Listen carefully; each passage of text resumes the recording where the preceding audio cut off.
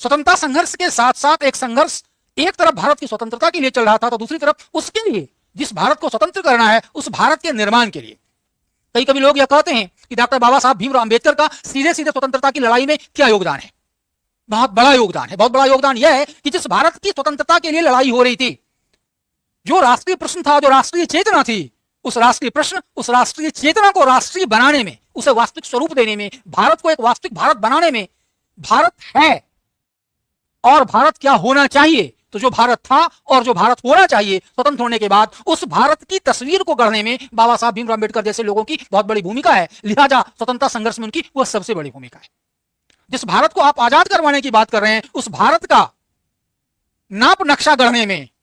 उसकी संरचना बनाने में, उसका मिजाज बनाने में,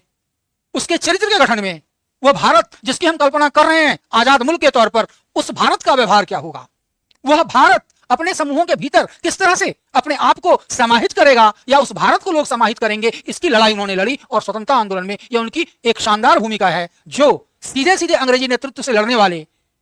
के बरक्स उस भूमिका को ऊंचा ही बनाता है, छोटा नहीं करता है।